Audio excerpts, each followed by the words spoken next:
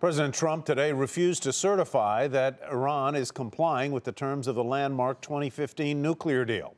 He also described that country as a, quote, fanatical regime.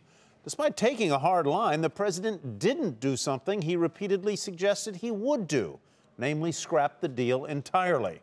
Eamon Javers reports tonight from the White House. President Trump announced he will decertify the Iran nuclear deal under U.S. law, but remain in the agreement, an action that means it'll be up to Congress to decide whether or not to reimpose sanctions on Tehran.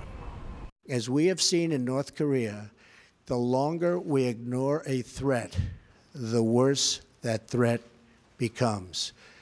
It is why we are determined that the world's leading sponsor of terrorism will never obtain nuclear weapons. The president was critical of the deal cut by his predecessor, an agreement he has called one of the worst ever. By its own terms, the Iran deal was supposed to contribute to regional and international peace and security. And yet, while the United States adheres to our commitment under the deal, the Iranian regime continues to fuel conflict, terror, and turmoil throughout the Middle East and beyond.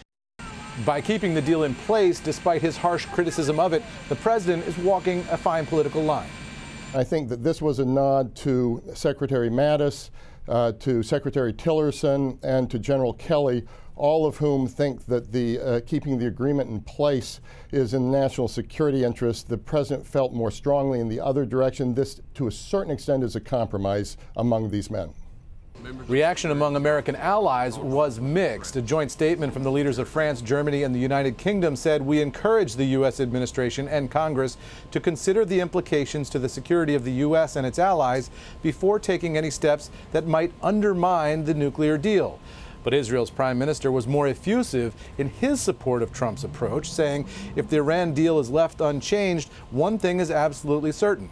In a few years' time, the world's foremost terrorist regime will have an arsenal of nuclear weapons, and that's a tremendous danger for our collective future. As the president spoke, the Treasury Department announced new sanctions against Iran's Revolutionary Guard and two other Iranian entities. The president said that in the coming months, he could announce new sanctions or tear up the nuclear deal altogether. For Nightly Business Report, I'm Eamon Javers at the White House.